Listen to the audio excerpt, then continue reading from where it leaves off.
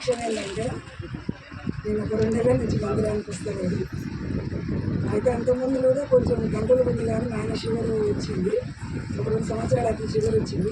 మామూలుగా మందులు ఆడుతుంది కానీ నార్మల్గా ఉంటుంది అని నేను టెస్ట్ చేయించుకోలేదు.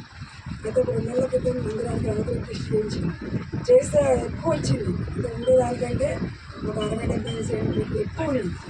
అంటే డాక్టర్ ఏమంటే ఇంకా ఉండొద్దమ్మా, ఉంటే లోపల ఏమన్నా కిడ్నీలకు ఎఫెక్ట్ పడుతుంది, అట్లా ఉండొద్దు, ఏం తింటున్నావు అని అంటుంది. మళ్ళీ ఆయనకి ఏం లేదు, రోజు జొన్నలు కొర్రలు ఇవే పెడుతుంటా.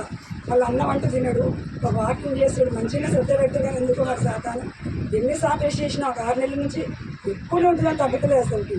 ఇంకా మళ్ళీ మన మే 13 మా పెళ్లి రోజు ఉంది. మా పెళ్లి రోజు వచ్చిన ఇలా ప్రార్థన చేయించుకున్నాం.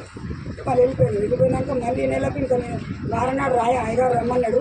ఇంకా నేను రాలేదు, మరి ఎందుకో రాకుండా మళ్ళీ ఇంకా ప్రార్థన చేసుకుని కూర్చున్నప్పుడు నాకు ఎందుకు పెట్టలేదని ఎందుకో మరి నాకు ఆ రోజంతా ఎట్లా అనిపించింది. మస్తు ఏడ్చేసి ఇంకా ఊరికి పోయినా. గుంటూరు పోవాలని పెట్టాను. నాకు ఎందుకు ఆ వాక్యం విన్నా ఆ రోజు. నేను గుంటూరు పోవాలి, ఎట్టి పరిస్థితుల్లో ఎలా పోవాలి, నన్ను ఎవ్వరు తిట్టినా కొట్టినా ఏది ఏమైనా గుంటూరు పోవాలని నాకు ఎందుకు రాత్రి అంతా ప్రార్థిస్తున్న గుంటూరు నా హృదయం కూడా ఒక పోవాలనిపిస్తుంది. అని పొద్దున్నే విజయకు ఫోన్ చేసిన, వస్తావంటే వస్తుంది సరే అని. ఇంకా ఈయన వస్తామని ఇంకా ఫోన్ చేయడు, ఏదైనా కానీ గుంటూరు పోవాలి అని గుంటూరు పోయినా. గుంటూరు పోయి వచ్చినాక మళ్ళీ అయ్యగారు ఫోన్ చేసి ఒక వారం రోజుల తర్వాత మళ్ళీ ప్రార్థన చేసుకున్నా. మళ్ళీ అట్లే వచ్చింది రిపోర్ట్. మళ్ళీ టెస్ట్ చేస్తే మళ్ళీ అట్లే వచ్చింది. ఇదేం దేవుడా, మళ్ళీ ప్రార్థన గుంటూరు పోతే కొంచెం వస్తున్నారు దేవుడు, మళ్ళీ ఇట్లే వచ్చింది ఏందని మళ్ళీ అయ్యగారికి ఫోన్ చేసి రిపోర్ట్లు మళ్ళీ ఇట్లే ఉన్నాయి, మళ్ళీ ఎక్కువ ఉంది.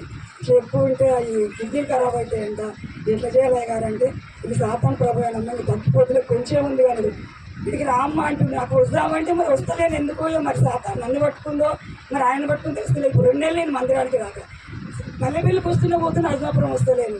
ఇది ఏం దేవుడా ఎందుకు వస్తలేనని ఒకరోజు బాగా ప్రార్థన చేసుకున్నా. అయ్యగారు కూడా ప్రార్థన చేసి ఈ నెల విజిటింగ్ ఉందమ్మా, నువ్వు వస్తేనే రా, లేకుంటే నేను రాను, అసలు నీ కాడికి నేను విజిటింగ్కి రాను, నీ కాడికే రానన్నారు. సరే దేవుడు ఆయన దేవుడు రాడంటే నా చింతకు మరి నేను ఏమైనా నీ చిత్తమేగా. ఈయనకైతే షుగర్ కంట్రోల్ కావాలి, ఈయనకు షుగర్ కంట్రోల్ వేస్తేనే నేను మందిరానికి వస్తాను, లేకుంటే రాను, దైవసేవకు రమ్మంటుండు.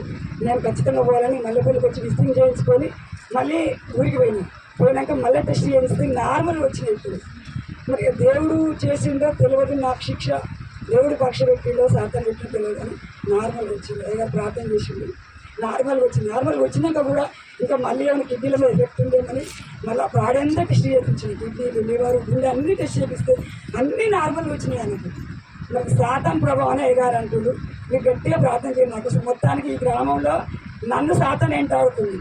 ఎక్కడికి పోయినా నాకు అది మంచిగా ఉంటుంది కానీ ఇక్కడికి రావాలంటే నాకు అసలు ఏదో ఒక రకంగా భయం ఉంది, ఏదో ఒక రకంగా ఆందోళన ఉంటుంది. ఎప్పుడో నుంచో ఉంటుంది కానీ అప్పటి నేను ఎందుకో బాగా అనగదొక్కిన సాతాను.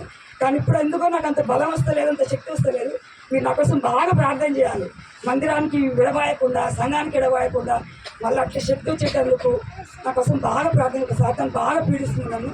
నాకు మీరందరూ నా కోసం ప్రార్థన చేయాలని నేను మంచిగా వేడుకుంటాను. నాకు దైవ సేవకున్న సంఘానైనా మళ్ళీ బలపరచాలి, సంఘంలో మళ్ళీ స్థిరపరచాలి, ఎక్కడ తొట్టిలు లేకుండా నన్ను ఉంచాలని నేను మిమ్మల్ని పదే కోరుతున్నాను.